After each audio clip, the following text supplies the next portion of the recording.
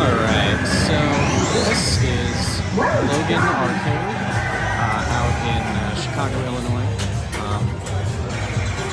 This is kind of one of those big arcades in the Chicagoland area that's got really good pinballs, also in really good condition. Got a Bad Cats and Attack from Mars remake, limited edition, I believe.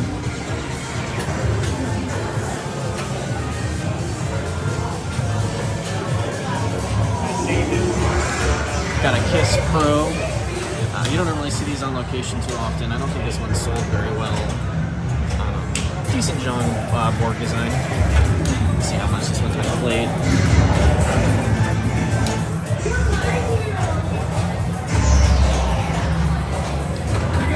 Got a Rush Premium.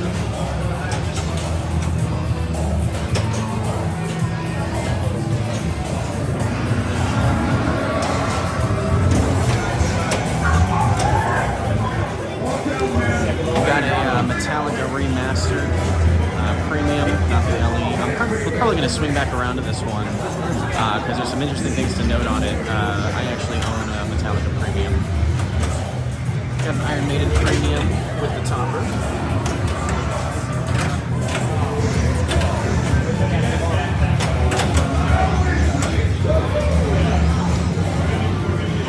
Got a Foo Fighters Premium with the topper as well.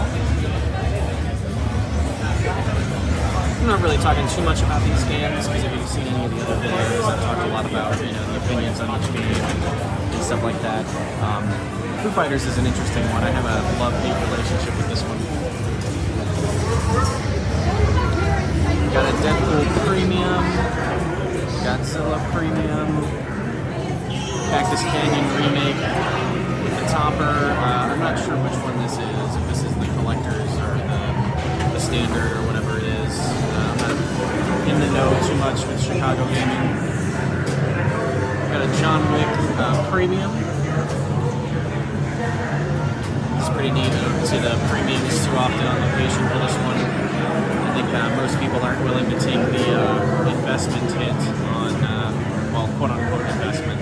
Pinball machines aren't really an investment. Got a James Bond Premium. Again, if you haven't had a chance to play this one since the code updates, I would very much recommend it. It's got a lot of really cool stuff. Super fun.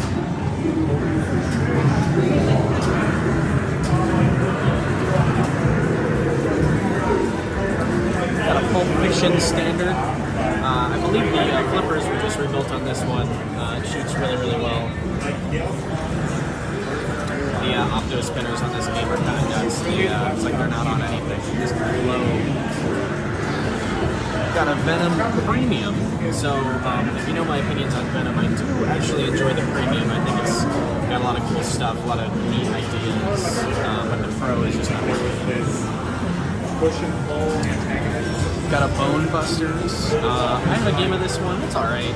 Some people seem to really like Bone Busters. It's got a really unique layout, some cool artwork, neat design, pretty decent for a Gottlieb. Got a Centigrade 37. This is kind of one of those electromechanicals that tournament players love. I don't know the rules on this one, but it's supposedly pretty in-depth for the era.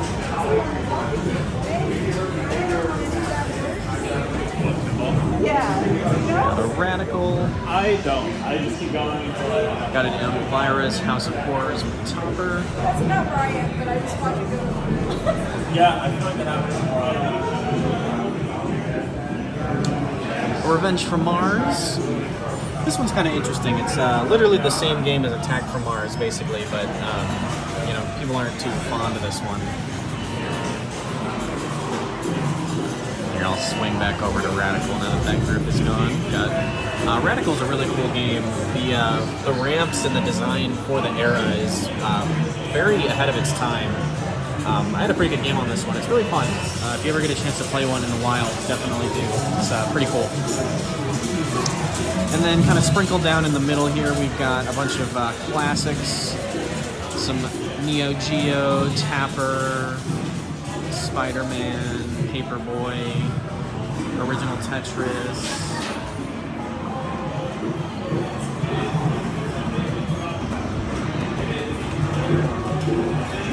You know, I'm not going to go over these too much. I've kind of fallen out of love with these older arcade games, just because I've played them so much. But they're still always a blast. Robotron's always a good one. I do love Robotron. Centipede, Burger Time, Terminator 2, Puzzle Fighter, Smash TV Dedicated, love Smash TV. Bishibashi channel with the Pops. This is also a really fun party game. This is basically, if you don't know about this game, it's kind of like Mario Party, but on crack. And as usual, they got the leaderboards for Insider Connected. Got a 6-player X-Men. It's funny, I think I've documented about 3 or 4 of these now in the world. It's kind of funny. This is supposedly one of those rare cabinets, but I see them a lot. Got an Uncanny X-Men Premium. This is the first premium I've seen on location. That's pretty cool. Got a Monster Bash Remake.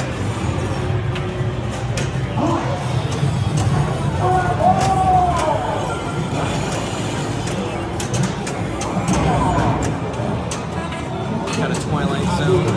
Almost all of these videos have a Twilight Zone. A lot of these bars usually pull one out. It's very cool. No credit document.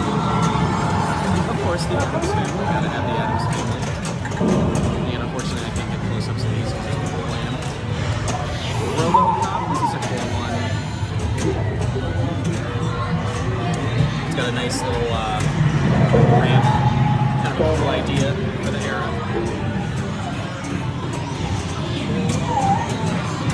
Right, and then a Jaws Premium. I haven't seen a lot of the pros for Jaws on location lately. This is one of the first premiums I see. Normally if you go to Logan and they've got a Stern, it's going to be the premium. They typically will only keep the premiums, which is really cool. So if you ever come here, you pretty much guaranteed any Stern you play is going to have the premium. Jurassic Park Premium. Not too much to say about this game. I didn't get to play this one to see if the T-Rex is working, but you know, still a really cool game. So we got a Ghostbusters limited edition with the topper. If you know anything about Ghostbusters, this is a pretty rare cabinet. It's got really, really cool side art, the powder coating on the side rails. Ghostbusters is one of those games where it's really fun to play, but just brutal. If you don't know how to nudge, you're not going to have a good time. Got a No Fear. This is another fun Steve Ritchie game.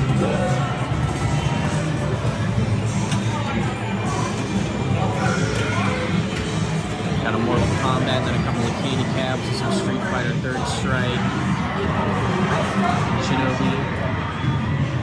I'm not going to go to the other side of these because these are all versus cabs. Got a DDR Extreme in the back corner. Killer Queen. I'm not really too familiar with these, so I'm not going to look at them. Crazy Taxi.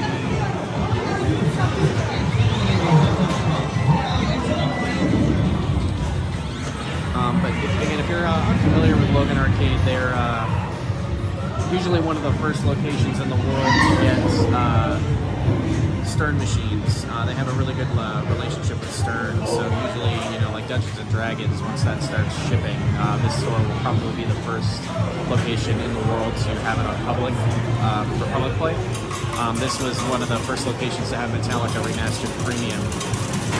Before they even started making the premiums, they, I believe, were sent a test batch, which was really, really cool. Again, I'm hoping I can get a close-up of Metallica, because it's kind of neat to see some of the early issues that are going to pop up with machines on location.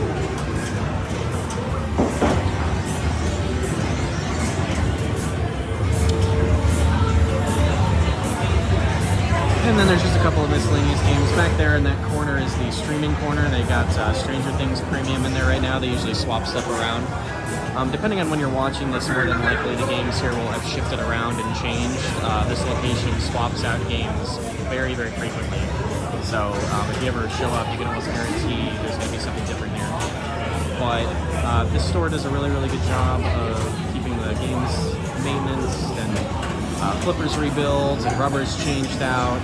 You know, occasionally you might run into a game that's got a little bit of a problem, but usually everything works out pretty well. A couple of the games are set up kind of steep, but it seems to depend on the room you're in and which game it is, and if they're doing something for a tournament and all that kind of stuff. But still a really, really cool place for pinball.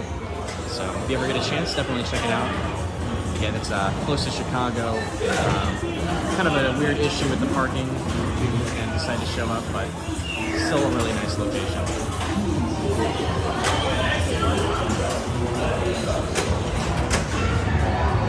Alright, so real quick, here's kind of what I was talking about earlier. You can see, but Sparky's arm is completely disconnected from his hand, and I'm just going to tilt it off to the side.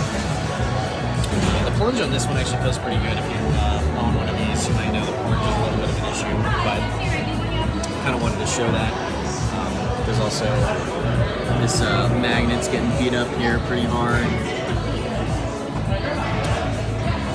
There's also a really weird kind of design, or not design, but pattern on the play field. I don't know if you can kind of pick that up on camera.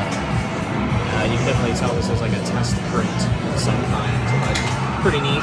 This is probably the first Metallica Premium that was off the line.